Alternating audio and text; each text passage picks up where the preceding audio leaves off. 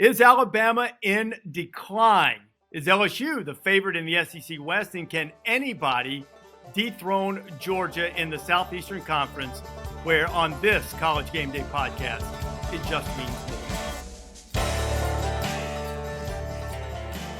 Glad to have you with us on the College Game Day podcast for Wednesday, August 23rd. Rece and Pete Thamel with you, looking ahead at the SEC season and delighted to have a terrific guest to start things off. We're pleased to be joined by Kirby Smart, head coach at Georgia, two-time national champion. 5 times they've won the division. Twice they've won the Southeastern Conference Championship. Kirby, great to see you. The thing that starts when you talk about Georgia this year is being on the precipice of history. From your perspective, what is the significance of the opportunity to make history with this program and win 3 consecutive national championships? Well, when you think about how many times it's been done, I think, Rece, that's the precipice. You say, well, why is it so hard to do? What makes it so difficult? It's a lot of the same things that make it hard to repeat, to get to. That's not a common feat either. But well as I do, we don't focus on that third one or trying to get the three-peat. That's not a focal point for us. We really don't talk about it. We don't worry about it. I get the hype around it because when you think about how little it's been done, it can be a special thing. But we've got a lot of new players. So a lot of those new players are hungry. And, my biggest concern right now is fighting complacency because you've got this senior and junior class who've all won one. And we had a really interesting speaker come in the other day, Sylvester Croom, and I thought he had great insight and great perspective, having been at Alabama as a player. And he won 3 consecutive SEC championships and debatable, national championships in a row because they were voted. But he talked to our team about that and how he felt like that third year, how there wasn't a lot of hunger on the upper end of the leadership. And I thought that was really interesting. Well, you've gone through this preseason camp, and while you've got a lot of production returning on defense, but you have some really new faces in key places. How does that complete? What do you look for when you're looking for evidence of that type of complacency? You can point out plays and say, okay, look at that guy. That guy hasn't played, and maybe that guy's not on scholarship, and he's playing really hard. And the guy he's going against started last year. Which one of them's hungrier? And when you use the visual evidence, it's just it's so glaring to me when you have someone that's trying to do something and accomplish something versus someone that maybe already has. And the more you can show that, highlight that, point that out, I think a true competitor, it bothers them, and maybe you get a little more out of them. And when you see something, it's different than somebody telling you something. So I think those visuals are good for them. Who have been some guys who've wanted to eat off the floor? Yeah, we've got several guys to me that have had good camps, but they're not, household names. We've got a kid that's probably going to be one of our returners and slot receivers in Mekhi Muse, who has he was great in the spring game. He made some plays in the spring game, but man, he's had a really good camp and he wants to eat off the floor every day. I mean, he's 5'8", 185 pounds, and he's blocking and playing bigger than he is. He's had a great camp. Jackson Meeks is another guy who's had a good camp. And we've got some defensive guys. I think Javon Bullard has had a good camp and really competitive, but if I hope they all want to eat off the floor, or we're in trouble. We had somebody speak to the team. They said there's 2 times you eat off the floor. Either the floor is really clean or you're hungry as hell. And we're hoping that we're hungry as hell. Kirby, Carson Beck, you named the starter last week, and he's thrust in a really interesting position, right? Replacing Stetson Bennett, has the hopes of this Georgia run kind of on his shoulders. He's not someone who college football fans know particularly well. He's had some nice moments as a backup. Give us a little insight into him as a quarterback, but also as a person, and how you think he's ready for this moment.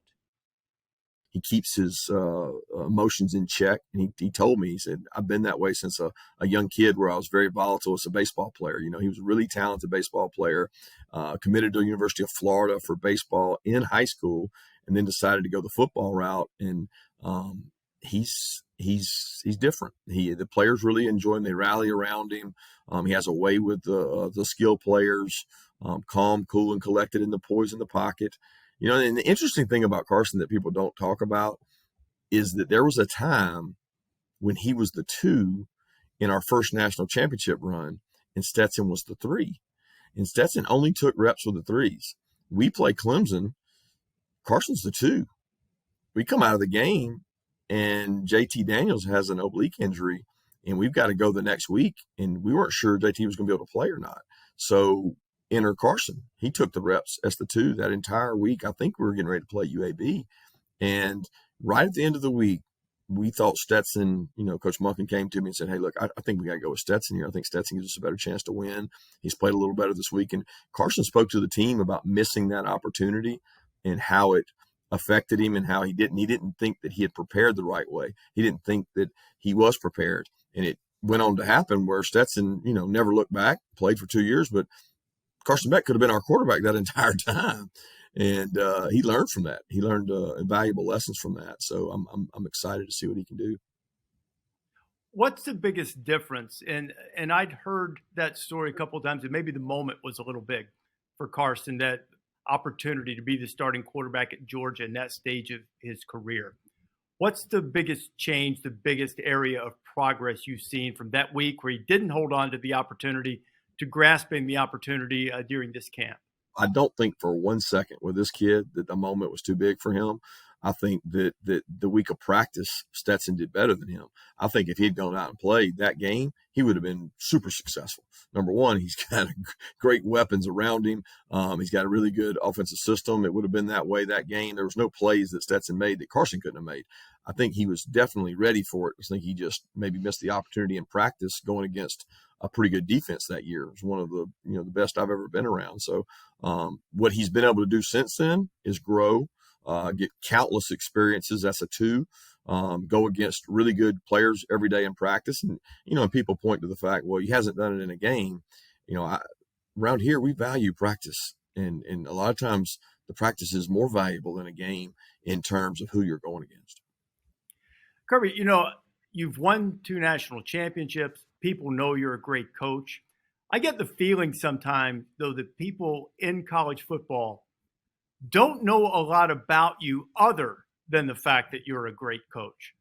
Non-football related, what's the one thing outside of football that you are passionate about that you love to do?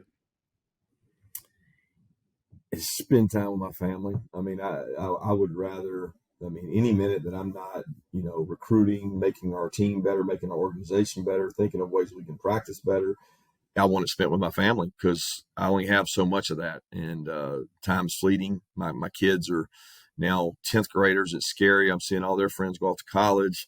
And then I've got a 6th grade son that's growing up fast and playing, in all sports with all 3 of my kids. So the most important thing to me is that I spend time as a husband and father. And that's much more important than if I ever won a national championship or not. I want to be a good husband and father. Now, I know sometimes coaches have trouble with parents. What kind of sports dad are you? It's probably over the top.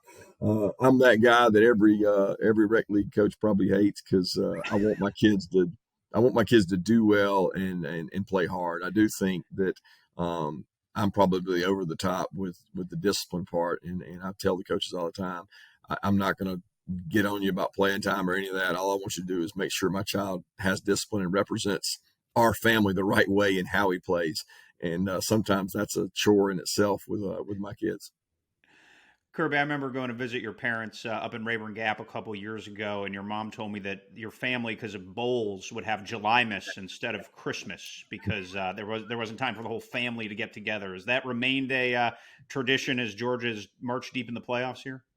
Yeah, that has. That's always been there. She started that when we don't get together Christmas, and I think that's smart because it's hard to get the siblings and all the grandkids together for Christmas. We can't all go to the same place. You know how it is. You go with your immediate family when you have an opportunity. And for us, that's been maybe 3 days. The 23rd, we're off, 24th, 25th, and then we're right to a bowl site, the 26th. So we get to do that in July. I think she's been a little over the top with the gifts. It's like once you get a certain age, we can stop giving the gifts at Julymas. It's just the act of kindness that you're there. she's probably a little over top bringing a Christmas tree too for Julymas because it's about 110 degrees in Georgia in July. But the time spent is just awesome, and the grandkids get to play together, cousins get to play together, and they all have a blast. What's the best Julymas gift you've received from your mom? Lottery tickets. She says, I can't buy you anything that you can't get yourself. She said, but I know you don't like going to convenience stores. And she goes, I know you love scratch offs.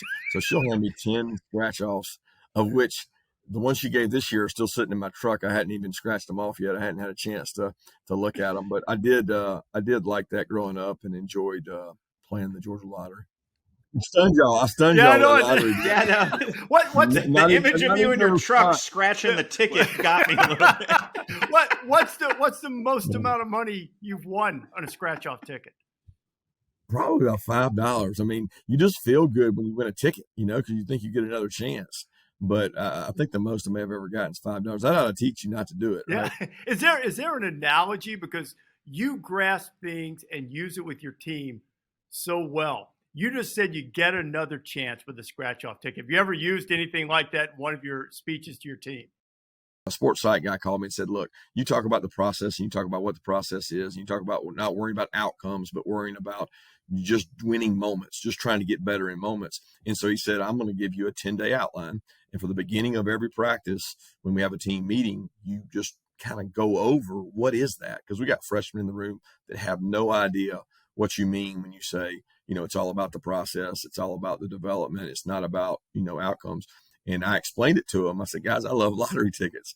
And you know what? The more lottery tickets you have, the better chance you have at winning. It's just the law of averages. So the more moments you win within practice and the quicker you overcome a loss or not let a loss kind of snowball into two, you're getting more lottery tickets. So you're getting more, we call it ping pongs in the little thing you roll around and pull one out.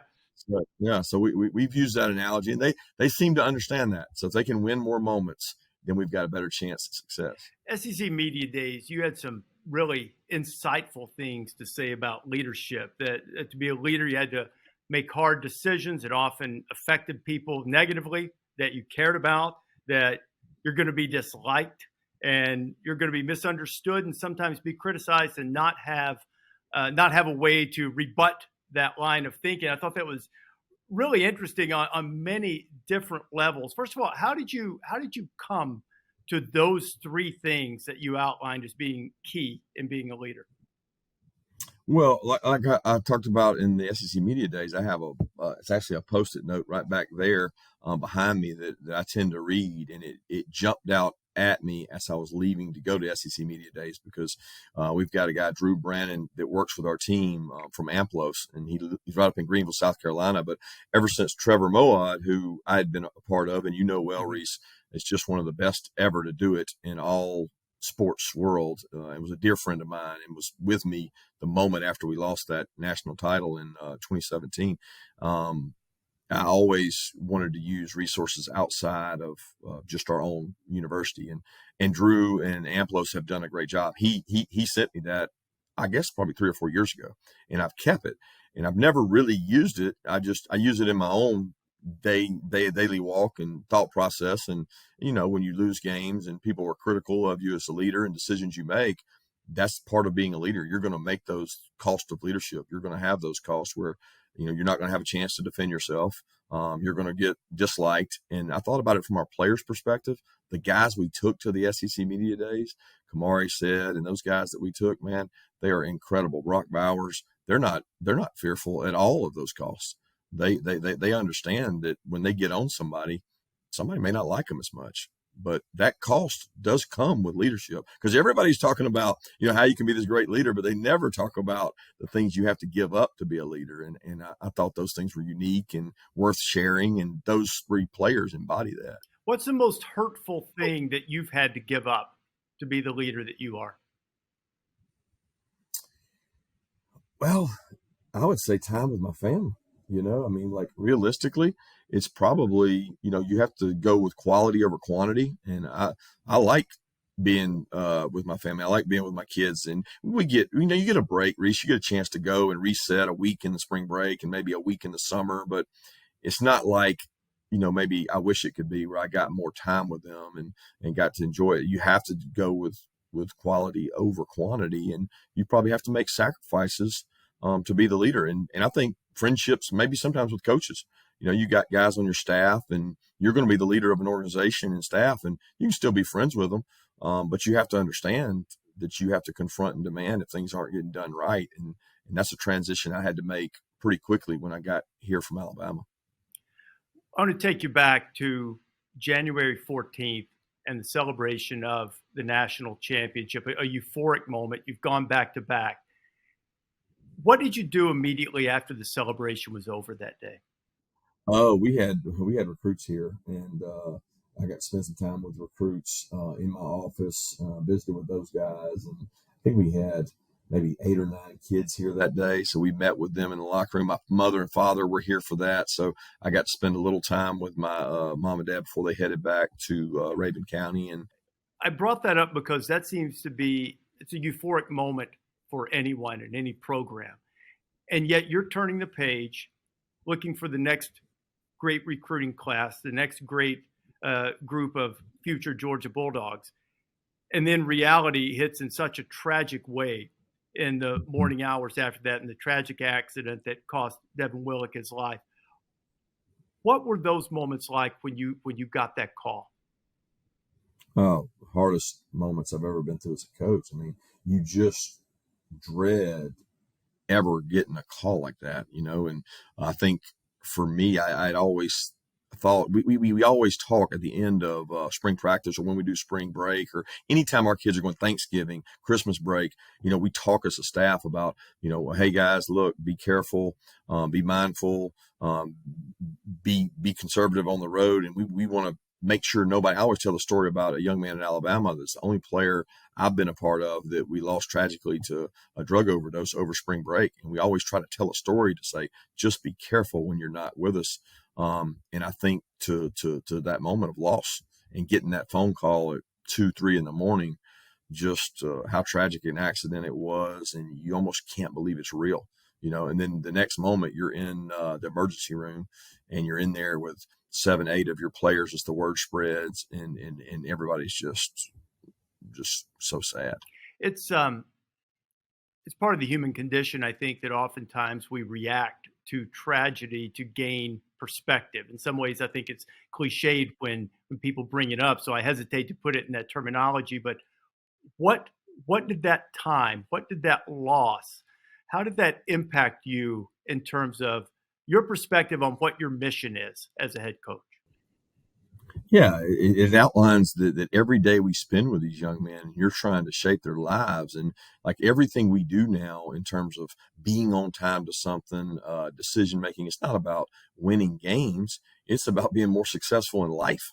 Like how do the young men that come out of this program better themselves for the rest of their life because of the qualities we've tried to instill in them? That might be dealing with heat. That might be dealing with hard times. That might be dealing with things off the field. That might be going to the resources we have in mental health to make sure that I share and I'm open about it. But we certainly direct so many things to what's going to be like in life, because we want them to be more successful because they chose to come here. Kirby, the team has gone through a collective mourning process, I would think, over the last 6 or 8 months. Can you just walk us through that as you're dealing with the tragedy and helping push young people forward, but at the same time, obviously trying to push the program forward? What's that collective loss been like for the young men in your program? Well, I think everybody handles mourning different ways. I was taught that right after the accident when you speak to spiritual leaders, and we've got an unbelievable team chaplain who does a great job, and he has been incredible for our team. Thomas Settles, and incredible for me.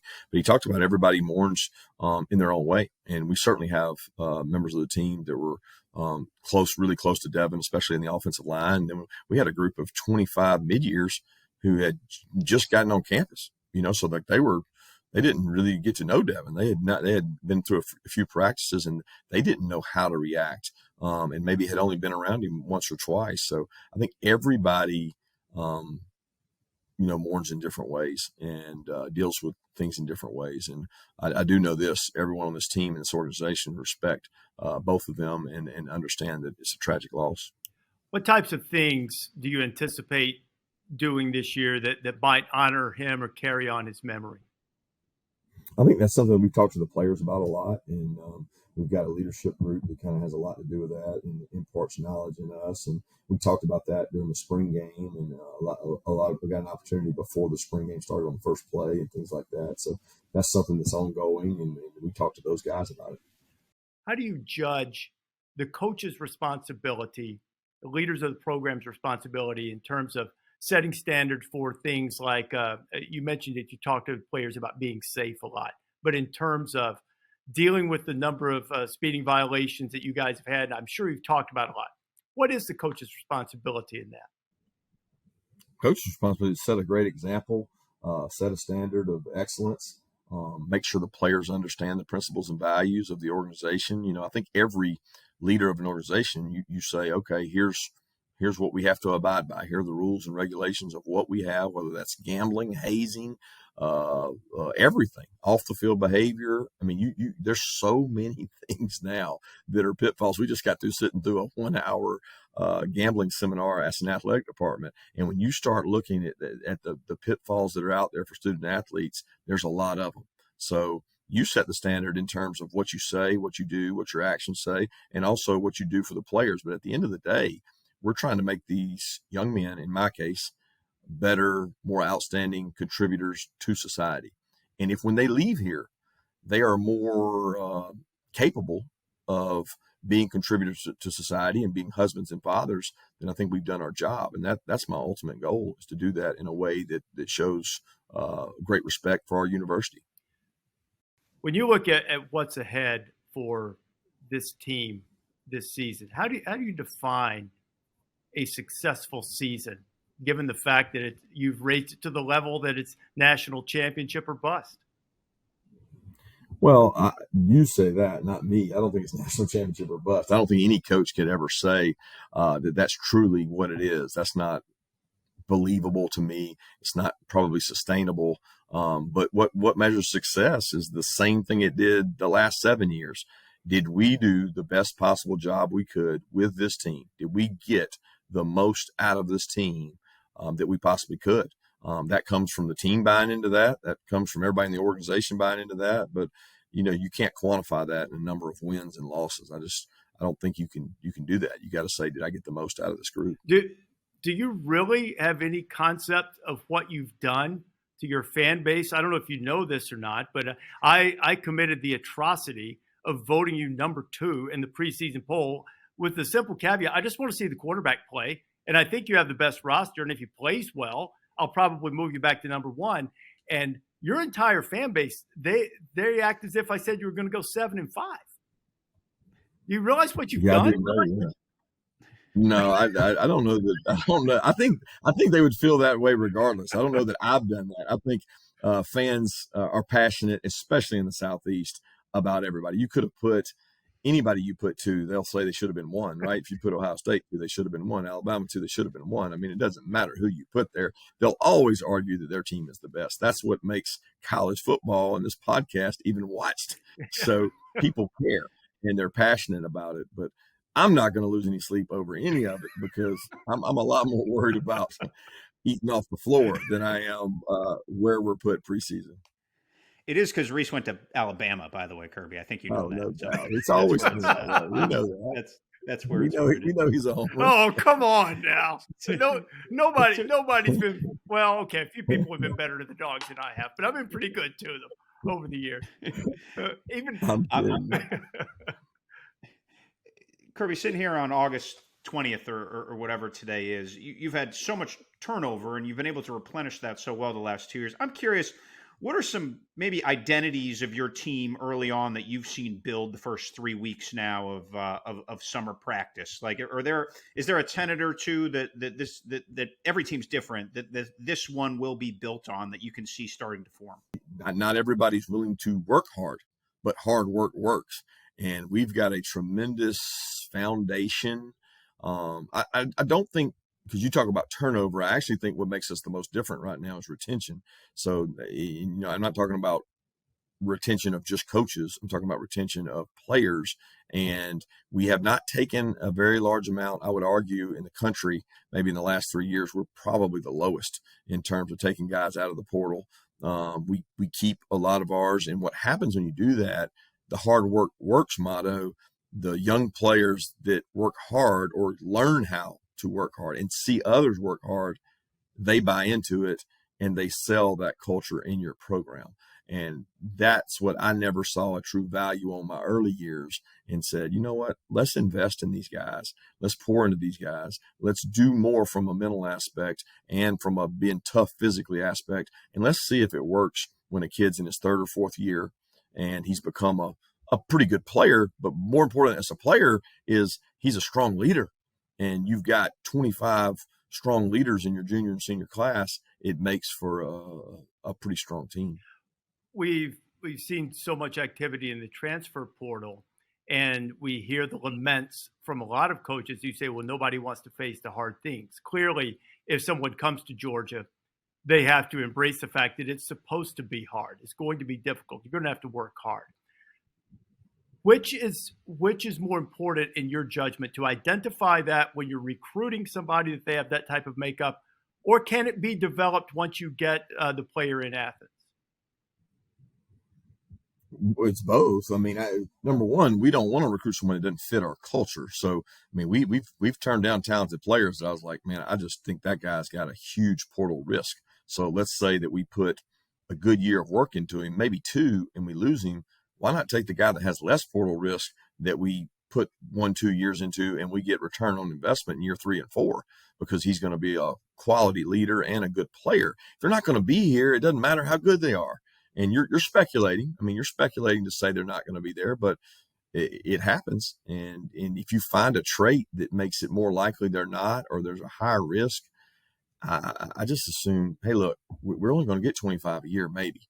So let's get 25 that are going to stick and stay, and not, and not bat 70%. Let's bat 85%. That 15% difference in year 3 and 4 is incredibly different. So we don't have like a perfect potion or remedy, but that's important to us. It's more important than how they play as a player is, can we retain them? You're one of the leaders of this sport now, with the realignment, the conference expansion, what the future might hold. You've obviously dealt with the transfer of the NIL portion of it extremely effectively. What do you think about the direction of the sport overall? Man, it's a lot to answer. I mean, you didn't put it in one part. You kind of put all of them together. And that's like taking, 6 crosswinds, because the wind's blowing this way, the wind's blowing this way, the wind's blowing this way. So how do you navigate all those crosswinds? How do you navigate all of them? Day by day. I don't get caught up in conference realignment, because day by day it doesn't affect me. It might affect the student athlete, and in part that affects all of us, but I control the controllables. I focus on what matters most. And then when you're sitting in an SEC meeting and your commissioner asks you your opinion or your direction or what's going on, you give that best. You listen and learn, and you try to talk about experience of a student athlete, of what's impactful and makes them better. But to sit here and say I'm an expert on conference realignment or where it's going, that's not my expertise. To tell you about portal and NIL, I deal with that on a daily basis. So I think that I can give a lot more input on that. But navigating all of it, I trust the leadership that we have in the SEC, and with what Greg Sankey's done, it's been incredible. Appreciate the time. Wish you luck. Wish you luck on the scratch-off tickets. The surest bet you can get is to take Georgia in the over, whatever the win total is. So look forward to seeing you at some point this season. Thank you, guys. I appreciate it, Rece, Pete. Thank you. Hope you can scratch those on the bye week, Kirby. You can find some time. Pull them out of your glove compartment. Only if they're winners. Only if they're winners.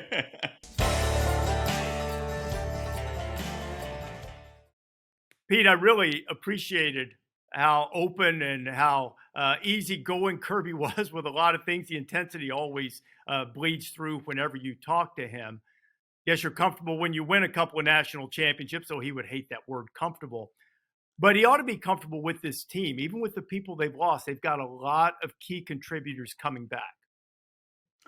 Yeah, I really feel like, when I asked the identity question on the, to him, he sort of went thematically. And I was curious if any on field identity. Now, Kirby, not wanting to give away any competitive advantages, probably didn't want to say what they look like. UT Martin's staff is listening to this podcast, so they might have gleaned something about what they could come out in on third down. But I really feel like the identity of this team comes up front, Rece.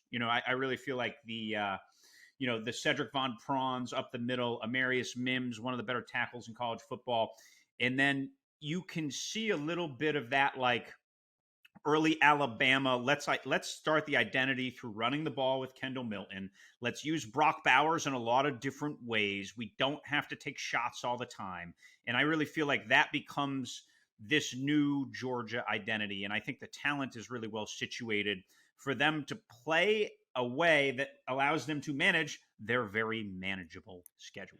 There's not really anybody, in my judgment, on their schedule who can even accept a gift from Georgia and beat them until they get to November when Ole Miss comes to Athens, and that game's at home. And then the much anticipated game against Tennessee.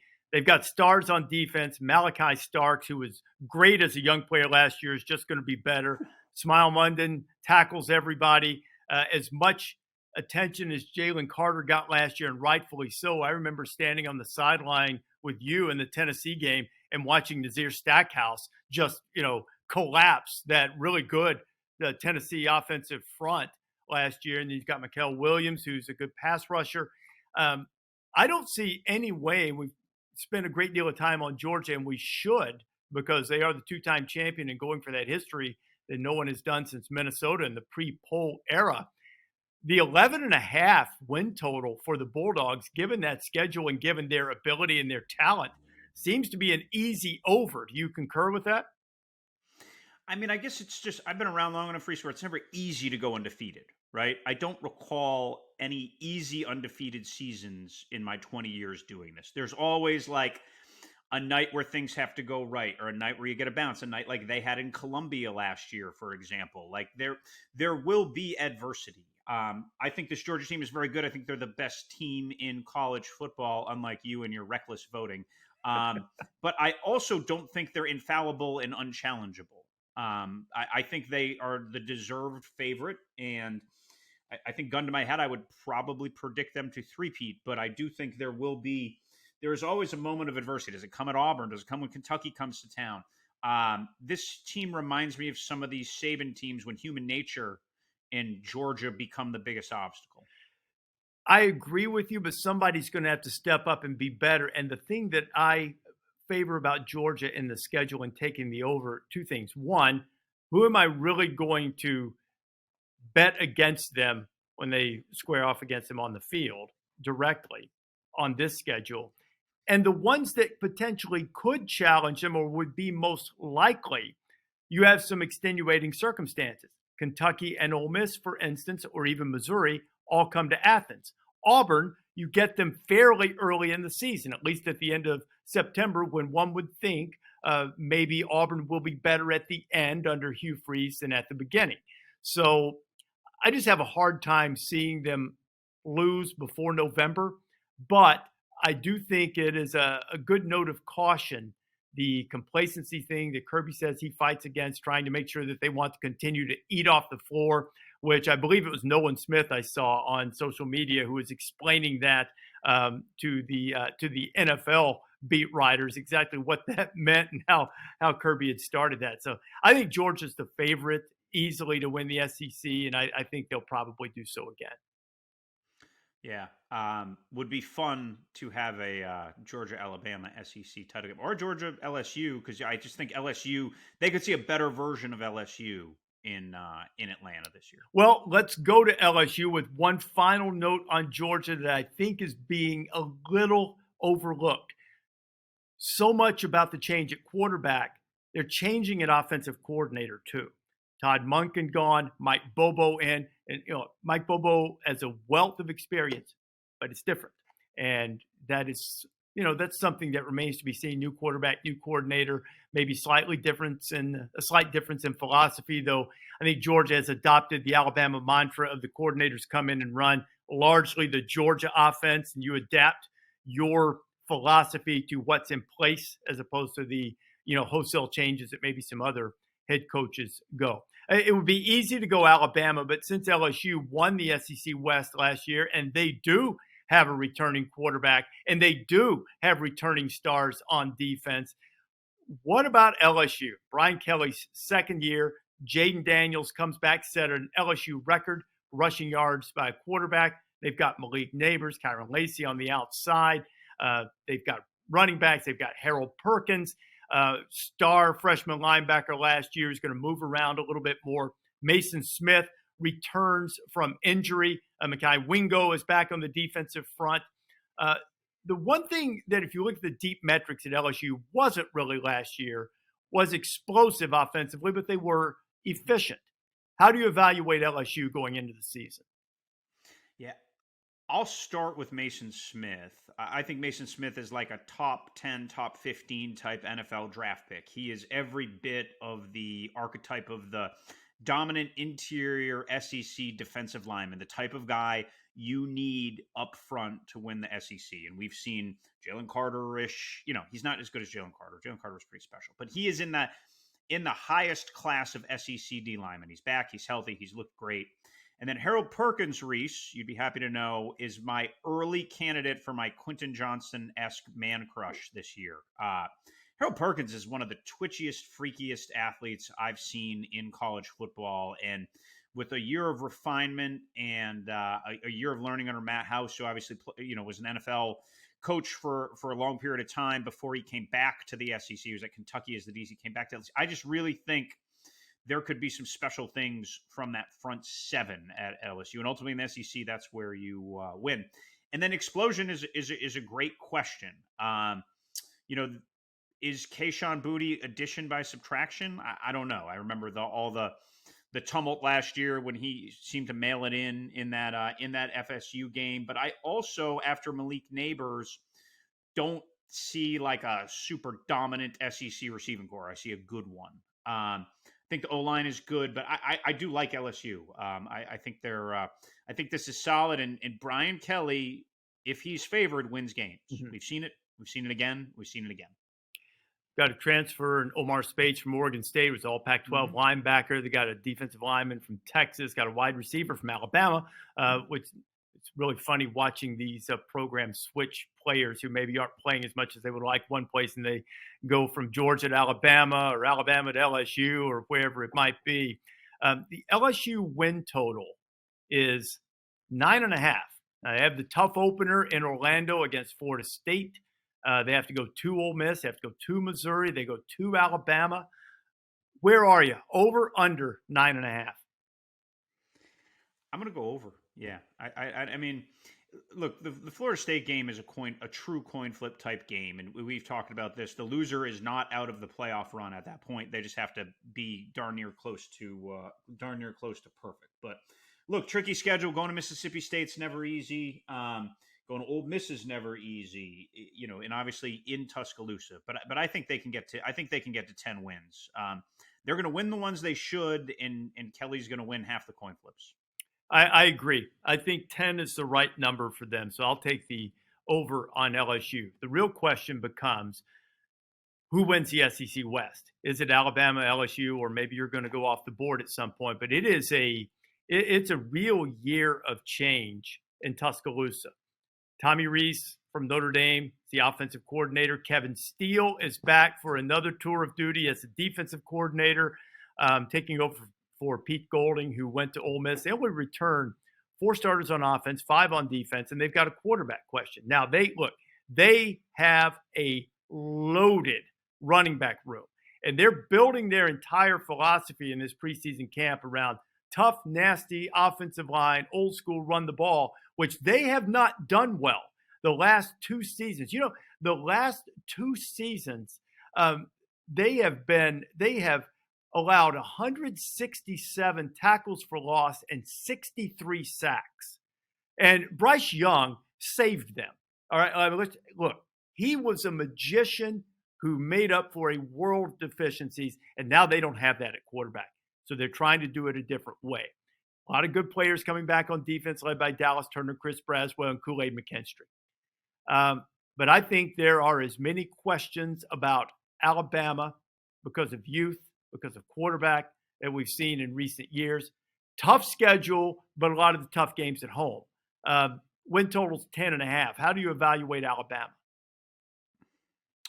So it's interesting, Rece. I got a couple scout pieces coming out the next few weeks, and spent some time on the phone. So we're taping this on Tuesday, on Monday, I guess, with some scouts who most of the national scouts now have gone through Bama, this summer already and peeked at them. And one of the takeaways, I'm gonna be writing about this the next few weeks, is that like in terms of high end draftable talent that guys are looking at right now, meaning some guys can emerge and will emerge. Texas probably has more than Alabama, which may surprise some people, just because look, it has been a machine for Nick Saban, right? It has just been a relentless machine for him. But when you look at the relative dips, I think there, and it's all relative, right? It means they've gone from the top 4 to the next 4 in the sport, but dips are dips still. I just don't think their receiver room has the level of playmaker, certainly that did in 2020 when they had one of the best ones of all time. And they go, Jermaine Burton's good. Corey Brooks is talented. They have been loading up with some of the best players in the country. So I'd be naive to say guys couldn't emerge. But right now they don't have like a top 50 type pick there. And you go back 3 or 4 years ago, they had 3 top 25 type picks. So there's just like, again, it's the margins are really, really thin at the top. And I mean, look, to me, quarterback is a 5-alarm concern, Rece. There's no other way to say it. Like they had to go against all of Nick Saban's best process judgments and go get someone in the spring. And, Tyler Buckner's a very good quarterback. Is he good enough to win the SEC? Is he good enough to win the national championship? I don't know. And they don't know yet either, because there's still some ambiguity as we tape this over who will start the season for them. And I still think that person who starts may not be the person who ends yet. So this is the most skeptical I've been of Bama going into the season in a while. And again, look, there's a lot of wasted airspace of people predicting doom and gloom for Nick Saban. I'm not predicting that. I am just saying that if there is another notch of regression, it would not be surprising. I think they're really talented. And when I say this, I'm not saying they don't have a chance this year. I think they might be a year away for some of the reasons you've mentioned. They've got a couple of offensive linemen that might be their best guys, or 2 of their 3 best guys, who are really young. One's true freshman.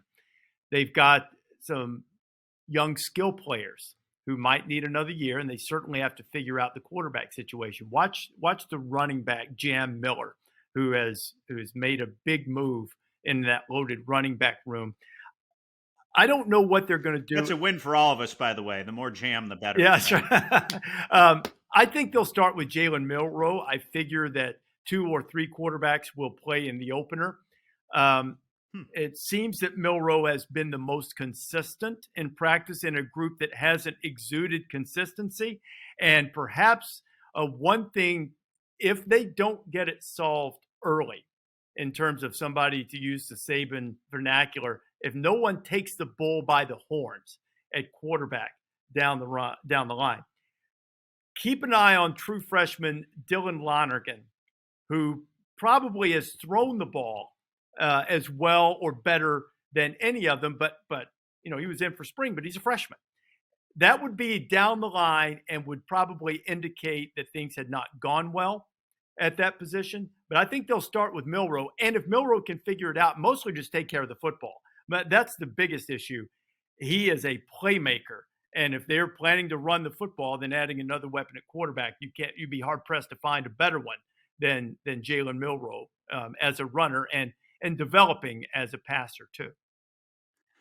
I'll pick on our friend and colleague Greg McElroy a little bit here, because Nick Saban evoked his name at SEC Media Days to us in the ESPN.com room, and I thought it was probably the most telling moment of what this Alabama season could unfold like, him mentioning Greg. Now, Greg was a great game manager, a very good college quarterback.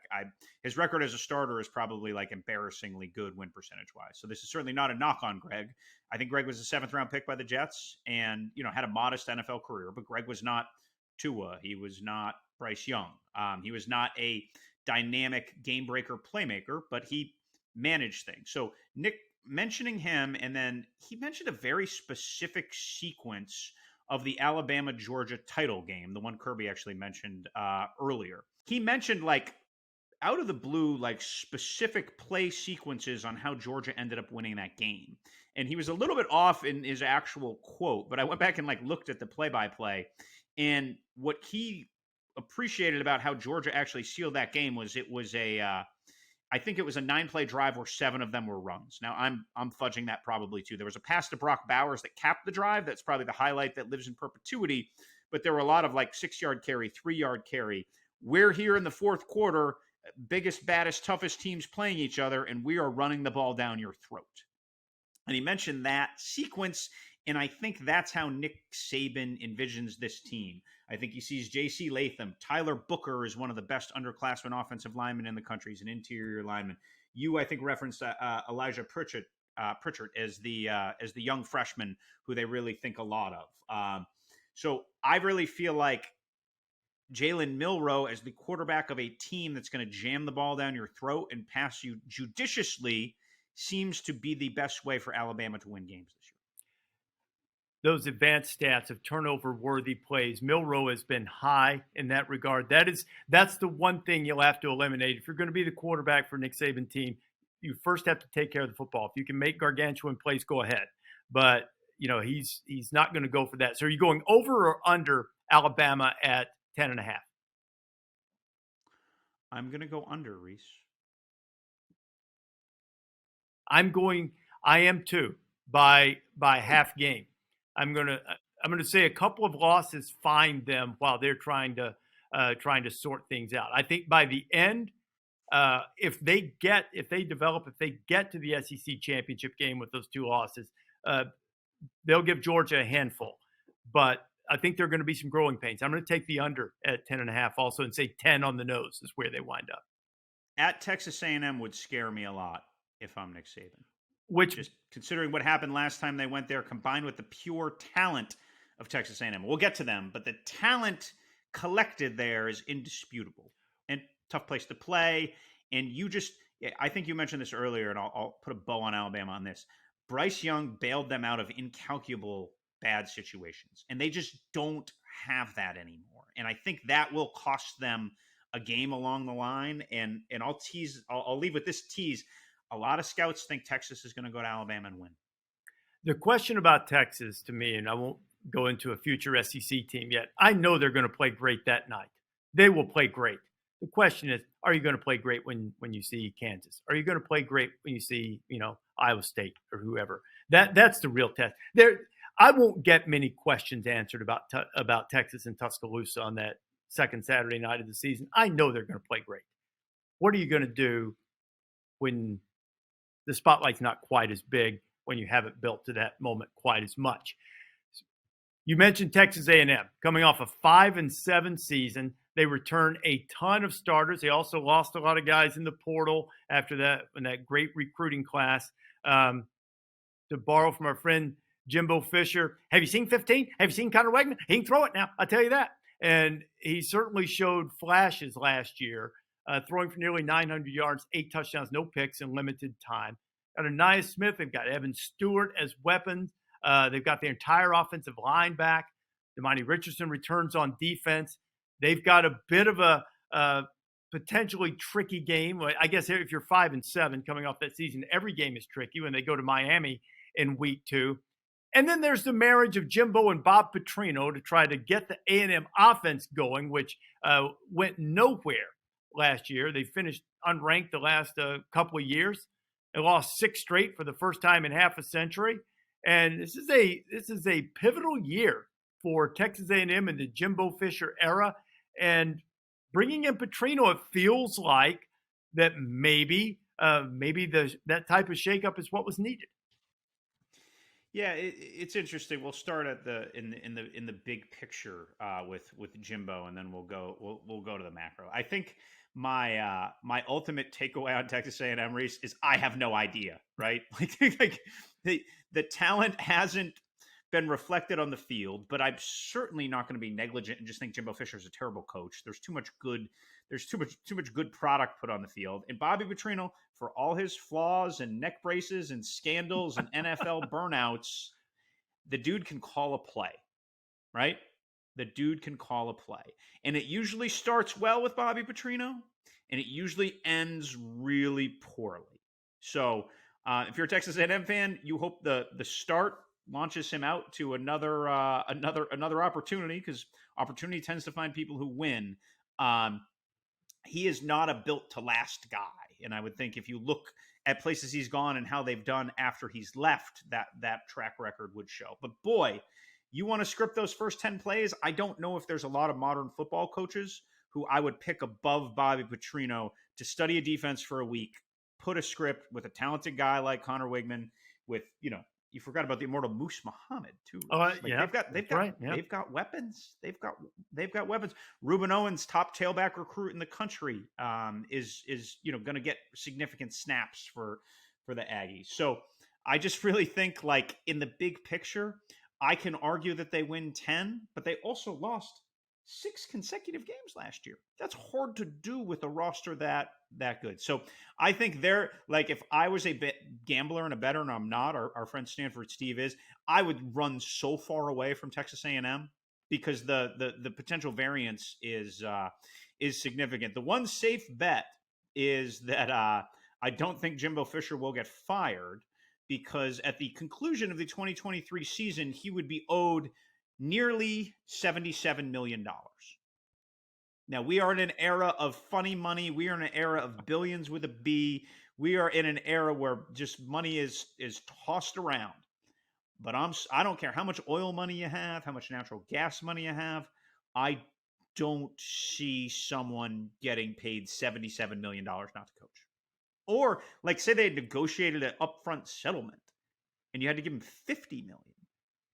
Like, that's what you donate to build a facility, not like hush money.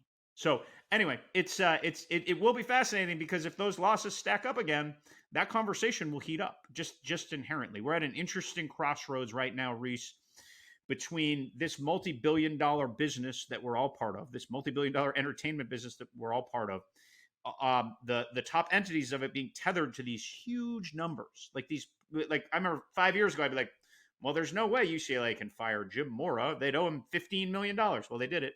No way Arizona State can fire Todd Graham. They did it. So, like, what's the next level of that? I think this season, without not a lot of obvious guys in the hot seat, we're going to see that level tested. Like, if Florida's god-awful, is the 30-something million for Billy Napier too much money? I mean, I'm not wishing or hoping any of this, but I do think we're going to start seeing it tested. Tom Allen's owed about $20 million. Anyway, I'm totally hijacking the SEC podcast with random carousel stuff. We'll have plenty of time for that. But I do think, like, is Jimbo Fisher on the hot seat? I'll give you 77 million reasons why he's not. I don't think he is. It's direction of program. If this doesn't work, sort of like we said about Miami in the ACC podcast, if this doesn't work, what in the world are you going to do now? I do think A&M will be improved. I think they lose 4. 8-4 seems about right. They have some tough road games. The over-under 7.5. So I'm going to spin the wheel of fortune and say they get to 8 and barely get above the win total. I'm going to take below the vowel combination of Jimbo, Adazio, and Petrino creates enough tension for them to duck below that 7.5. I mean, they lost 6 games in a row last year. It's just hard to. It's hard to erase that from your memory. The caveat is, if it goes poorly, it will go poorly. It will go completely down the drain if it gets. We'll need a Netflix documentary on that, like we got on Johnny. Yeah, which was extraordinarily disappointing, by the way. Yeah, not great. Underwhelmed. Not great. Completely underwhelmed. Yeah. There was some fun. Oh yeah, I forgot about the Scooby-Doo costume. Yeah, but like, nah. Yeah, nah, not great. A team that I'm pretty high on that also had an ugly losing streak, lost 5 of their last 6, is Ole Miss. Jackson Dart, I know they added Spencer Sanders, they added Walker Howard. I've believed in Jackson Dart since I first saw him at USC. Quinshon Judkins, preseason All-American type running back, one of the best in the country, coming back for his sophomore year. They added some receivers, including Zachary Franklin from UTSA, who has almost 3,400 yards in his career. Brought in Monty Montgomery, who's been a tackling machine for Louisville. A couple of other transfers. They are at Tulane early, and they're at Alabama early, so they could get off to a tough start. But Ole Miss win total at 7.5. Because they're also at Georgia. I like Ole Miss. I'm going to go under by a half, even though I think they could be pretty good. But that's a pretty tricky schedule, starting with the trip to Tulane, then to Alabama. They do have to go to Auburn. They get LSU at home. They have the misfortune of drawing Georgia on the other side in Athens, which is a loss. I think they're going to be pretty good and could still wind up 7-5.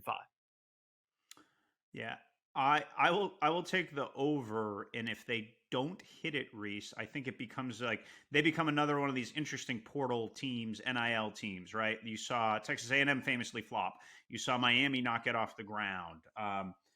Is it a coincidence they lost 4 in a row to close last season? Obviously, they lost to Alabama, and they played them pretty well, so it wasn't like this a complete flop, but if you have guys on your team that are there temporarily, and Lane Kiffin has actually talked about this a little bit, I think McGee mentioned it on your podcast the other day. How invested are they when championship aspirations are dimmed? When you go to Tuscaloosa or Athens like they have to do, and you get hammered, which is a realistic possibility for anyone who goes to those places. So I just think it's interesting. I don't think Lane would tell you he managed the end of last season well, and that will ultimately determine whether they hit this. But my gosh, are they talented? Like you just look through. I think Judkins, you could argue, is a top 3 running back in college football. They went and got a lot of dudes who are the best dudes in their program. I think Walker Jones, their NIL guy, has got to be one of the MVPs if they do end up with a decent season, because they have bold-faced names at key positions. I mean, they stocked their quarterback room so nobody else could get a good quarterback. Spencer Sanders and Walker Howard, and they're going to keep their starter. So, yeah, I am. It's always hard for me to look at other variables and go against talent. So I'm going to pick talent in the over. Let's go a little bit up tempo here with a few other teams in the SEC West that we haven't hit yet. Arkansas has new coordinators on both sides of the ball. Dan Enos coming back. He has experience at Arkansas in the past. The offensive coordinator, Travis Williams, was at UCF. Marcus Woodson also coming over in a co-coordinator role on the defensive side. Not many starters back, but 2 stars. Few have more experience at quarterback. Probably no one in SEC play. And KJ Jefferson, one of 5 SEC players that have 2,500 yards passing and 500 rushing yards. Rocket Sanders went for nearly 1,500 yards. But they don't have much on the offensive line. They lost a bunch of close games last year, and the win total for the Pigs is 6.5 times they'll turn on that jukebox. I'm gonna go under there, and despite the 2 stars and the experience at quarterback, the offensive line problem concerns me. How poor they were in pass defense concerns me. They had a bunch of sacks last year, but they lost a good number of the guys who got them. So, I'm going to go under there, even though I do understand the fact that they are capable of pulling an upset when you have 2 stars like KJ Jefferson and Rocket Sanders. Just be a little contrarian. I'll take the edge over. I just think that the horsepower of KJ and Rocket. I do love Jacoby Criswell, by the way, their backup, who'd been at North Carolina. He'll take over for Jefferson after next year. He's from the state of Arkansas. He's a guy that people are really high on and could be a star in the SEC. Pardon me for interrupting. Did you see that throw he made in practice into the wind the other day that was on social media? I did not see that. It must have been 65 on a rope, and Pittman came over and said, if you want to get a little power into the throw, maybe put your legs. It was obviously being completely facetious. It was Joe Milton-esque in terms of he let it fly, man. So, yeah. Remember, Criswell and Drake May at this time last year were in a legitimate camp battle. It wasn't we're going to call it a camp battle so you don't transfer, which is many of the camp battles that we deal with. It was an actual, we don't know who's going to win. When I was there writing about Sam Howell, a lot of people thought Criswell would win the job. So anyway, talented dude who's going to emerge there. I agree. The O-line scares me. 2 new coordinators scare me. It'll be interesting to see that the talent and where the strengths are may not be Dan Enos' strengths as a coordinator. So, again, he's played different ways, but I want to see it all come together. But I'm going to go with the horses over the ambiguities. Okay, Mississippi State, after the passing of Mike Leach, Zach Arnett in his first year was a defensive coordinator, new offensive coordinator, and a new offensive philosophy, and Kevin Barbay. But they do return Will Rogers, who has thrown for nearly 11,000 yards and 82 touchdowns in his career. They've got Tulu Griffin at wide receivers, also a dangerous kick returner. They've got Buki Watson and Jet Johnson, who just tackle everybody on the defensive side. And the Mississippi State win total is right in that cluster with virtually everybody in the conference at 6.5. What do you have on the Dogs? Yeah, I think they can squeeze over it. That Arizona game in week 2 is a huge swing game for them for bowl eligibility and beyond. But I feel like you beat Southeast Louisiana, you beat Arizona, you beat Southern Miss and Western Michigan. You can find 3 SEC wins. So I'm going to take them in the over. Will Rogers, I think, honestly, is a little underappreciated just for all that he has done and passed on. And, there'll be some growing pains for Zach Arnett, but he has impressed so far. I thought he's comported himself pretty well. We were around him at Media Day and saw him. They will be hard-nosed and hard-edged defensively as they were when he was the coordinator there. Matt Brock gets promoted to do the same thing. So, yeah, I'll stay optimistic on old Starkville, and maybe we'll hear those cowbells ringing on College Game Day in week 3. I know you've pushed that. That's the LSU visit. I mean, I'm so torn on the Arkansas, the Mississippi States at 6.5. I went under on Arkansas by 1/2, and because of the schedule that you mentioned, the home road works out fairly well for them.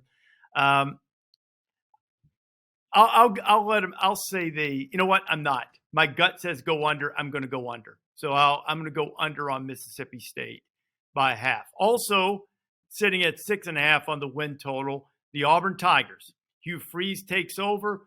Ton of guys coming in the portal. Brings in Peyton Thorne from Michigan State, who had a really good season 2 years ago. Jarquez Hunter has great speed at running back. They added Brian Petit from USF, who was an All-American kick returner a couple of years ago. They've had trouble in the offensive line, but they're going to have to replace almost the entire offensive line, which might not be a bad thing, because they have had some issues there. New coordinators, new everything, but they do return the 3rd most production in the SEC, oddly enough. That's largely probably because of Hunter and some of the guys who make tackles. Go to Cal, go to A&M in the early part of the season. They have Georgia at home. And then LSU the second week of October. I think they'll be better at the end than the beginning, but I think it could get rough for Auburn. I'm going to go early on. I'm going to say they go under, but show vast improvement and probably clip somebody they're not supposed to before the end of the season. 6.5 is the number. I'll say they go 6-6. Yeah, I will take the under too. I think prior to investing, any clarity on Jarquez Hunter's status is important. The last I'd seen, and Hugh talked about it at Media Day, and I don't think anything has broken in tangibly in terms of whether he can play or not. So it was I believe Hugh sort of said it was a school issue and he couldn't comment on it, but whatever it is, it's not it is not clear, and I think he is the best player on the roster. So and without him, and I think he is a lot of that returning production that you that you mentioned. So, yeah, that stretch at A&M, Georgia at home, at LSU, Ole Miss, like that will be hard. Look, there's Hugh Freeze has given us reasons to have faith in him as a head coach and as a play caller, even though he's going to let Philip Montgomery call plays. I imagine there'll be some hand guiding and some, his influence will be felt there. And Philip Montgomery's a great coach in his own right. But I really think, Rece, that this will be a year of struggle for the Tigers, and understandably so. The roster just wasn't what it needs to be. Let's move over now, Pete, to the SEC East, and we've already talked extensively about Georgia through our conversation with Kirby Smart and then slightly afterward. I'm not sure that Georgia has an obvious challenger in the East, but if there is one would think it's Tennessee. Tennessee coming off an 11-win season, won the Orange Bowl against Clemson. They have Joe Milton at quarterback, who's got the biggest arm in college football. There are high hopes for him based on his performance after Hendon Hooker got hurt. Brew McCoy, Squirrel White as weapons, Jabari Small at running back, and Jalen Wright. Got some playmakers on defense, brought in transfer from BYU.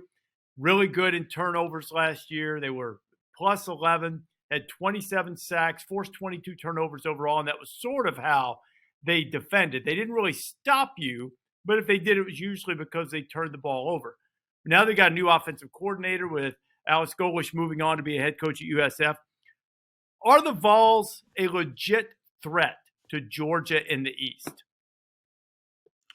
I think they're a legit threat to beat Georgia. The biggest threat to beat Georgia on their schedule. That game obviously comes in Knoxville on November 18th, my dad's birthday. Happy birthday. And so, Big Peta. But I worry that with all the losses and all the replacement, be it the receivers who went high in the draft, obviously be it Hendon Hooker, that they will struggle with consistency a little bit this year, much like they got caught with the banana in the tailpipe against South Carolina last year. I just think this roster, as it matures, will be a little bit more susceptible to some of that. O-line would really be a concern too.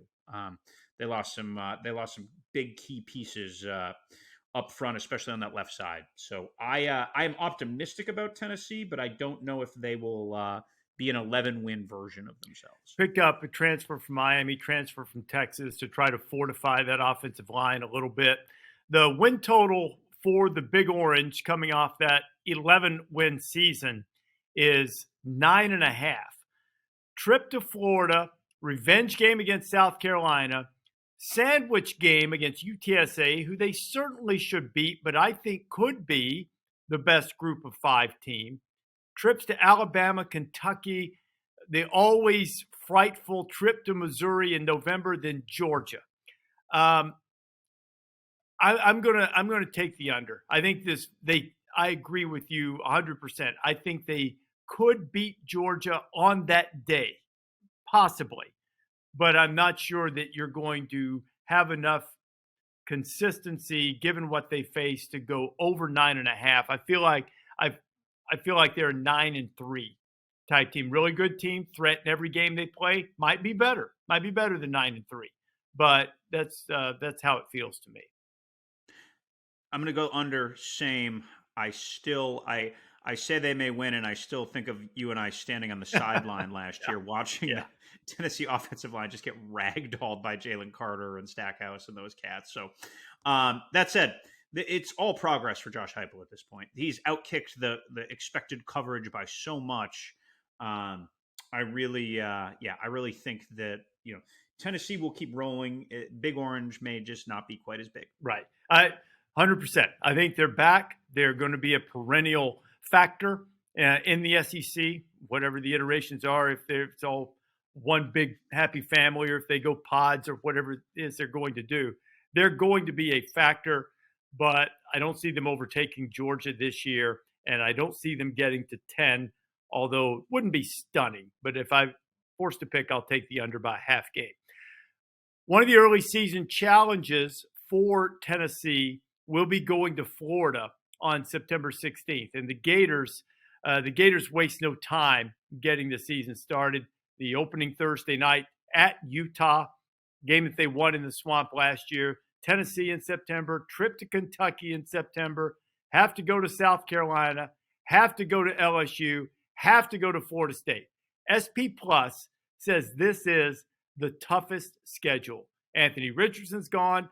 Wisconsin transfer Graham Mertz has taken over at quarterback. They've got good running backs, Montrell Johnson, Trevor Etienne.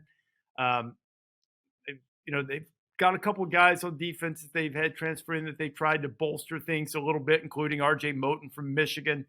Did lose a running back, Cam Carroll, who transferred in from Tulane. Florida feels like it didn't make the progress I anticipated last year, and their win total is low, 5.5. So to get the Gators to being 500, you're taking the over. But as I look at this, I see 1, 2, 3, 4, 5 near certain losses on their schedule, barring improvement that I don't see. 5.5. I'm going to take the under and say they go 5-7. I cameoed as ESPN's ugliest sidearm reporter and did the spring game down in Gainesville this year. That was a joke, Rece. You should laugh when I call myself ugly. Because I don't believe it. I will tolerate no Pete Thamel appearance blasphemy on this podcast. You're a handsome man. Your wife told me I came away very unimpressed with the Gators. Just they seem like they're a year away. I will say the case for optimism is on the D-line. Cam Jackson, the nose tackle transfer from Memphis, is a good-looking first 2-day pick in the draft kind of SEC defensive lineman. They reloaded up there. Caleb Banks, who I believe came from Louisville, was another guy who you're like, okay, that's what it's supposed to look like. Look, Graham Mertz has started a lot of football games, but he is not someone you hitch the belief train behind. If you could really find some identity in the run game, I don't love their offensive line either. So it's just Billy Napier's trying to build them into what he built at Louisiana in a lot of ways. And they've just got a long way to go. They were bigger and better than everybody. They had great players at Louisiana. They had a veteran quarterback. They had great tailbacks. They obviously had Osiris Torrance, the guard, who was the first guard picked in the NFL draft last year, who later went to Florida. They just, in order to get to that mauling mode, which it appears he's transitioning to, they are not there yet. So I'm going to take them with the caveat that Billy Napier has an unflappable belief in his plan and process. And the fact that they're a year in and all this stuff is a big part of like the belief bricks that are being built there. So perhaps that's where the surprise could come with the development, with the culture that he believes in, with the giant staff that he has set. But I just don't see the players right now, and that's where my skepticism comes from. Agreed. I will say this. Anthony Richardson played great. You and I, we've said this 100 times. I need to stop telling people that we were on the sidelines watching games. People know that. That's our job. But that Florida-Tennessee game early in the season, the Tennessee won. Florida played their tails off. They played hard, man. And, so I think that's a thing to feel positive about for the Gators. But they're probably going to be underdogs in 7 games. They only have 3 true SEC home games. It's just hard to find the wins. But I actually believe in Billy Napier and believe in what he's going to be able to do long term. Patience is not in big supply for any SEC powerhouse, but Florida probably needs to exercise a little bit. The one historical caveat here, and if you grew up in the South as I did, you know that prior to the arrival of the head ball coach, Steve Spurrier, in 1990, Florida was pretty much a sleeping giant who was narcoleptic. They stayed asleep. They just, people say, if Florida could ever get it together, Florida could ever get it together. And they never did until Spurrier became the head coach. Yet, if they have a losing season this year, it'll be the first time they've had 3 consecutive losing seasons since the 40s, I believe. So even with all of their struggles and wandering in the wilderness, They haven't really had a stretch like this. But I do believe in Billy Napier. I think they can get it turned around, but I'm not sure this is going to be the year in which the tangible win-loss record progress is manifested. Have you seen the 24 schedule? I have not peeked it. You know what? I did actually. The conference schedule, they basically get everybody, right? So I believe off the top of my head, out of league, they have UCF, Miami, and Florida State. Yes. I think that's right. I think, yeah. Yeah. And then they have the league schedule, which is always going to be hard no matter what. So it's, again, I believe in Billy Napier. I think he's an excellent football coach. It is a pushing the ball uphill here. And yeah, I can't see them hitting reset, by the way. We talked about it earlier, pod 30 million. Yeah. It's foolish. They shouldn't. He's a good head coach. Yeah. They'll build a sustainable program with him. I really believe that.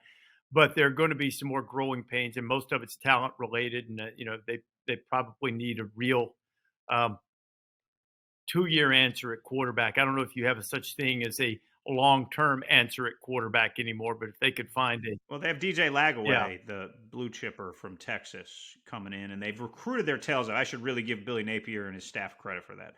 They have recruited their tails off. They have recruited like Florida needs to recruit to compete for SEC championships. And that's really where it's rooted. But you can't hire a guy to rebuild and expect a quick fix. Right? Yeah. Like they're two totally different things. Mm-hmm. And that's, I'm not saying that to Scott Strickland and the Florida Brass. I'm saying that to the fan base. Mm-hmm. Like, you brought him in for a slow burn, not a flash and go. And I think that's what's needed. And also a tip of the cap to Scott Strickland for scheduling that way. I like it. Everybody should schedule that way, the way Florida's going to next year with all those non-conference games. Program on the rise, it seems that they've certainly had moments of flashing, is South Carolina, coming off an 8-5 season, finished 500 in the SEC last year. Spencer Rattler just caught fire late in the season, but he also threw a lot of interceptions, took a lot of sacks. They've got a big tight end in Trey Knox, an Arkansas transfer, after they lost a tight end in Jaheim Bell to Florida State. Brought in a couple of tight ends. Got Juice Wells coming back. DeCarrion Joyner is back. Lost Jordan Birch, defensive lineman. Brought in Jordan Strahan from Georgia State, who led the nation in sacks, I believe, in the lockdown year of 2020. Missed last season with injury. So they've lost some guys in the portal. They've gained some guys as well. Also lost Marshawn Lloyd to running back to USC. And they open up in that high-profile game against Drake May and the Tar Heels, the Battle of the Carolinas. They finished strong with those games against Tennessee, Clemson, and the barn burner in the bowl game against Notre Dame. Pulled some upsets last year. Lost some key players. Have some potential stars back. And the win total sits at 6.5. What do you make of old Cocky? Yeah, and I think a lot of whether they go over that starts week 1 when we're going to be in Charlotte for that game. I mean, Spencer Rattler was a fascinating test case last year, and when you talk to people around that program, they he was used to just the simplistic air raid, and he was reading Mandarin, I guess, for the first couple weeks of the season, and like it had to be somewhere in the middle, right? But when it looked good, it looked really good. And I'm working on a quarterback story for this week, Rece. So I talked to some scouts the last couple of days. And, that who's number 3, which will be an eternal podcast question. We've asked it and we'll ask it again. And there's some people who say, like, don't discount Spencer Rattler for that. Now, some people have been, one Scott actually compared him to Jacob Eason, like 5-star, who everybody thought would be great, showed some flashes, transferred, and kind of like was what he was, a 4th-round pick who didn't come into much. And I think that's what you can project reasonably now. But imagine if he comes out and outduels. And look, that UNC pass defense hasn't stopped anybody the last 2. I mean, that has been a sieve, a straight sieve. So you want to talk about narrative changes? Whoo, it could come fast because the arm talent is there. The turnovers were so ghastly at Oklahoma that he had to lose his job. Yeah, it was simple. But what won him the job and made him the talent and quarterback that he was as a prospect still sits there. So if I had to set an over-under on Spencer Rattler being drafted, I would put 3.5 rounds right now. Can I say number 100? Is Yeah, that like 3.5 sure, yeah. rounds? About that? Yeah. This is our We'll say podcast. that. You can do whatever you want. That's a great point. That's a great point. So I don't know. I sort of diverted on Rattler a little bit, but I'm going to take the over. I think cocky stays cocky, and I think the talent level is increasing there, not decreasing. I'm going to take the over also. Also, you're always locked in with your recruiting guys. I've read about but have not yet seen this freshman wide receiver, Nicholas Harbor, spelled a little unusually, so I hope I'm pronouncing it correctly. What do you know about him? I mean, they are raving about him right now, and I can't wait to see him on that opening Saturday. Yeah, I think he's a specimen, Rece, and I think he has the potential to have a high impact. I'm gonna go back Paul Pasqualoni on you here from covering some summer camps when I was at the Daily Orange. Paul Pasqualoni, old football maestro with his reading glasses perched on his nose, always said, the closer you are to the ball, the harder it is to get on the field, right? Mm-hmm. And then the further away you get from the ball, the easier it is to get on the field. I did that right. You did, yes. Yes. So I feel like when I've talked to coaches about really talented freshman receivers before, they typically aren't full throttle and everything. And I don't know this about Harvard, but like typically there's a package and there's some stuff tailored for them. Because you might not want them into block and some different things like that. You see this with tailback. Mm-hmm. So I would think he gets some plays and they are drawn up for him to succeed in space because he's a beautiful football specimen. And he's one of those guys that gets you fired up for the season. Just like what's he about? You know what the adage is? I'm taking the over on them, by the way, too, by a half. The adage about that is if you don't like somebody, you don't want him in the game to block somebody like that, well, then give him the ball. Unless somebody else block for him instead, it's like the old hymn plays. I remember Nick Saban once saying that about Julio. Said sometimes you have to have some hymn plays. What's a hymn play? We're going to throw the ball to him, and maybe South Carolina needs a few hymn plays for their talented freshmen. Let's hit some little up tempo here, but I do think Kentucky is an intriguing team. Liam Cohen back as offensive coordinator after 1 year working with the Rams. He's got Devin Leary, who had a torn pec, who ended his season at North Carolina State last year, but he's an experienced guy. Started 26 games in his career, thrown 62 touchdown passes. They've got some proven receivers around him. Dane Key, Barian Brown both had good years. We've got J.J. Weaver, who've done pieces on game day, rushing off the edge. And Kentucky's been really good on defense the last few years. And last year had a little trouble, even with Will Levis getting that offense going.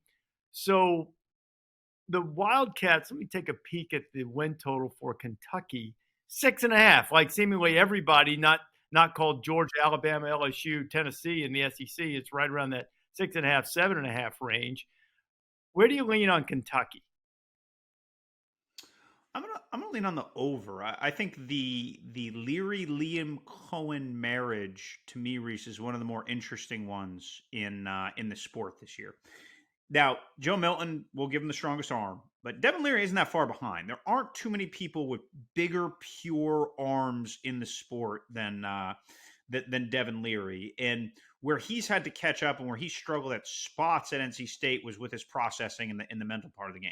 So enter Liam Cohen, who comes in from the NFL, who's going to bring in NFL concepts, and it's going to look like it should look like. Like, if Devin Leary has a huge year this year, don't be surprised if he makes a big jump in the NFL's eyes. Because, look, they want that cannon. They want that bazooka. They want it to look like he looks like. He's a big, strapping guy with a bazooka sitting on his shoulder. So I'm excited to see what he can do. I feel like the talent is there around him. That O-line was really a big weakness last year. Mm-hmm. It was one of the poor O-lines in the SEC. There's a feeling from Mark Stoops there that's going to get better. So I'm excited to see what he can do, and I feel like that offense gets back on the rails a little bit after being off the rails last year. They're going to need to protect Leary, and as you mentioned, they were third worst in the country last year. They gave 47 sacks. And, Leary's a good player. He's not going to he's not going to run away from a bunch of pressure. So ain't a lot of wiggle right. there. So, but he's a good quarterback, and I'm going to take the over barely by a half game on that with Kentucky, largely on the strength of their defense, and I think they'll be better on offense with the return of Cohen and with Leary at quarterback. Eli Drinkwitz at Missouri, game under 500 last year. They were vastly improved on defense last year, and strangely enough, given his background, it was the offense that had trouble getting going. Got Brady Cook, Sam Horn, Jake Garcia, Miami transfer, all, however the quarterback race eventually shakes out. Luther Burden, who we seemingly profiled every week on game day during the warm-ups. I'm going to get him the ball. And they kind of weren't able to as much as they would like for a five-star talent like that. They've got a couple of terrific cornerbacks, and Enos Rakestraw and Chris Abrams-Daines, who broke up 14 passes last year, and Rakestraw broke up a dozen himself. They were really, really good on defense last year, but it didn't translate into a ton of wins. Here comes Mizzou, over-under, you guessed it, 6.5 for the win total. Are you going over or under that? I feel like I've picked all these over. I love the Missouri defense. Again, it's not the Georgia defense, but I think it is a higher-end SEC defense. Tyron Hopper's a guy who a lot of scouts who've gone through Missouri this summer really pops, and I think both their corners will be drafted. And Blake Baker, you can do a lot with that when you've got two guys on the outside who are draft picks. I think their D-line is strong, but not overwhelming. And yeah, I think Luther Burden is going to make another jump. I think he had a pretty good freshman year. Again, I don't think it's just hard. Like, not a ton of freshman receivers just sprint out of the gate and dominate, but he was good in special teams in the return game. And I think it's really going to be between Brady Cook and Sam Horn.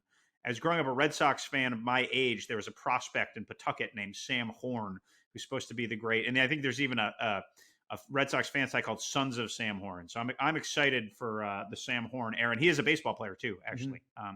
He was a draft pick. I'm sure you actually probably know his name through your baseball circles, Rece. But I think at this point, it's weird that the Drinkwitz era is, because he had a reputation as a quarterback whisperer.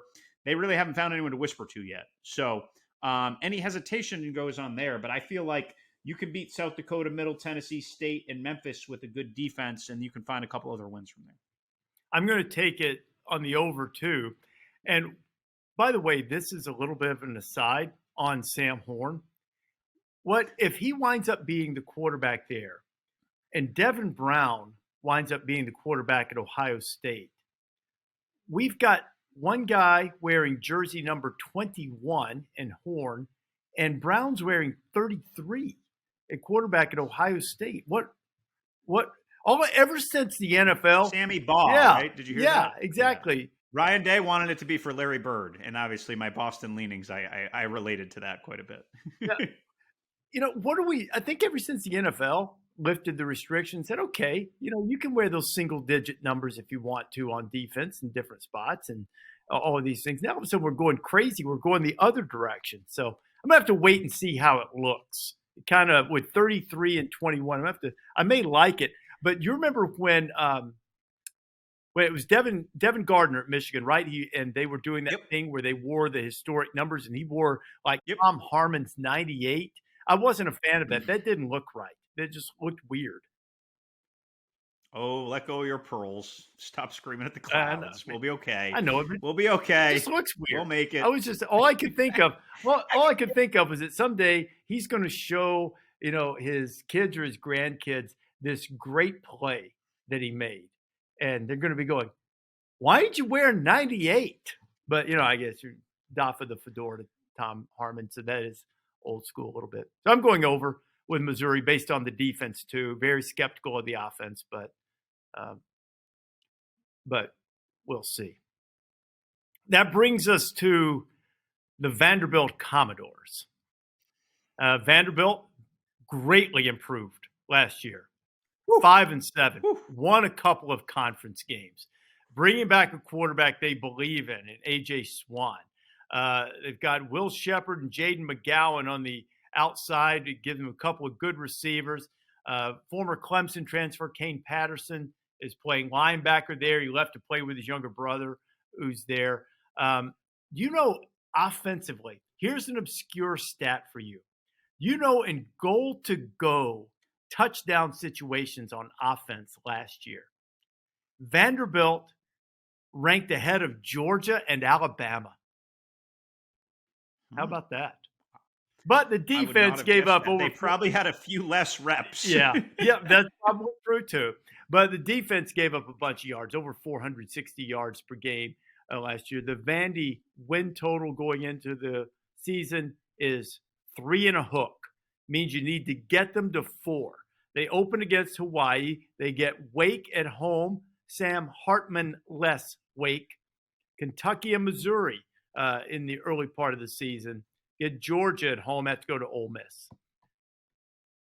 Can they get to 4? Over or under? I'll get them to 4. I mean, they won 5 games last year, and I have no reason to think they've regressed at all. Like I actually went through there when I went to SEC Media Days and spent some time with Clark Lee going over the roster, and like they do feel like there's just a collective improvement, and that's a place where continuity is a competitive advantage. And they've lost a guy or two, you know what I mean, that they didn't want to.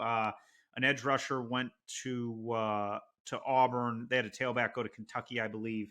But for the most part, the Shepherds, DeRicky Wright, McGowan, like there were some good SEC players there. And I'm not saying they're going to go 10-2, but I don't think a bowl is outlandish. I think that over-under number is pretty low, actually. That number and BC's number were like weirdly low to me. I'm going to go over. Their 5 wins last year equaled their total from the last 3 seasons, and I'll say there's enough momentum there to get to that 4 mark. You're dangerous to bet against the Dave Clawson coach team, and you mentioned on an earlier podcast how good Mitch Gaddis had been stepping in for Sam Hartman, but I don't think that's an unwinnable game for Vanderbilt.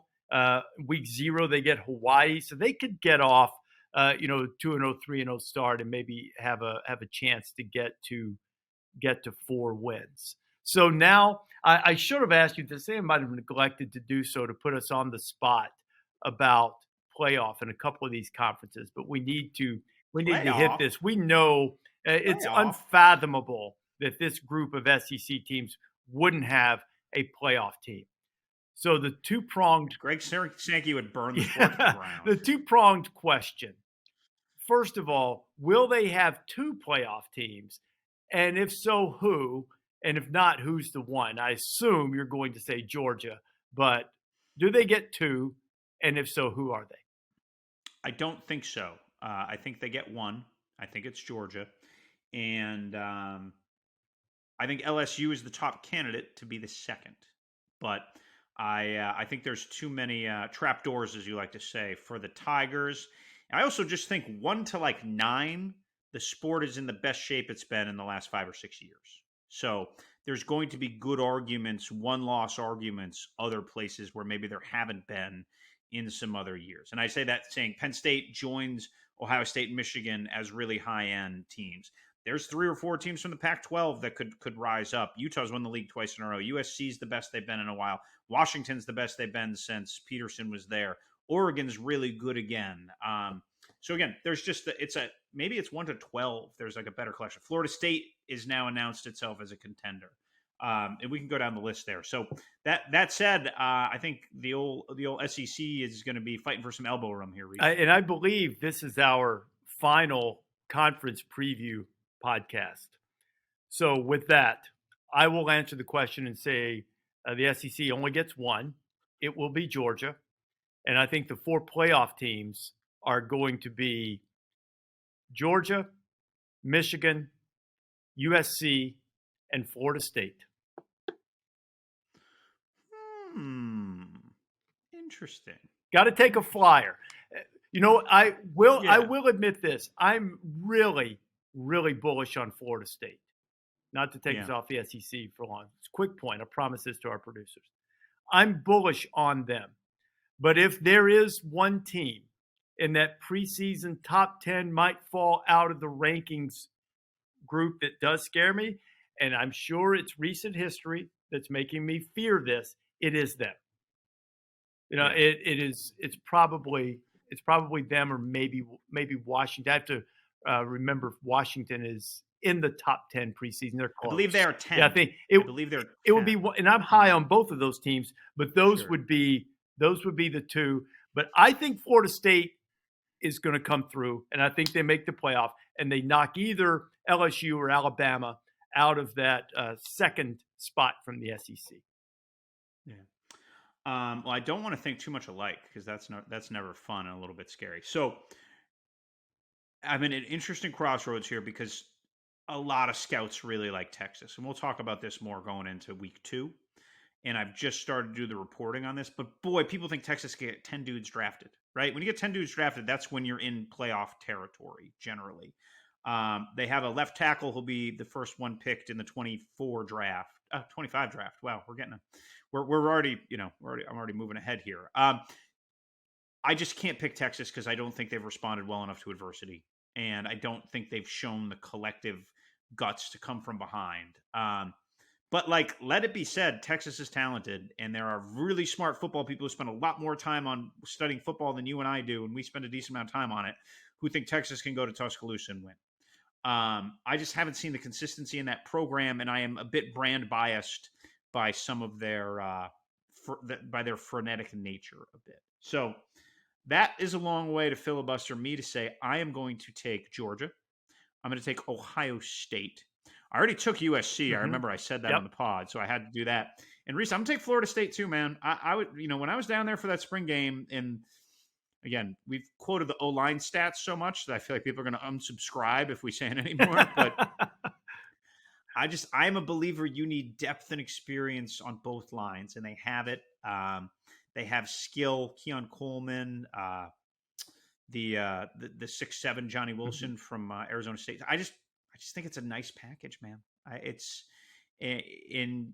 There is starting to develop. You have Jared Verse, top 10 pick, like a collective swagger there that I think is real, and it can match their boardroom chestiness. And what a way to wrap up the SEC preview edition of the podcast by at least giving a little bit of praise to a program that would love to be in the SEC if we injected truth serum into them, I'm sure. Oh, yeah. Really, really special thanks to Kirby Smart, who at this time of year, this close to the season, really generous with his time to spend a half hour or so with Pete and me. Hope you enjoy that part of the podcast. Thanks for listening to the College Game Day podcast. We'll be with you 3 times a week. You can see the entire thing, including the Kirby Smart interview in its entirety on YouTube. Encourage you to check that out. Thanks for being with us. Thanks for downloading this wherever you prefer to get your podcast.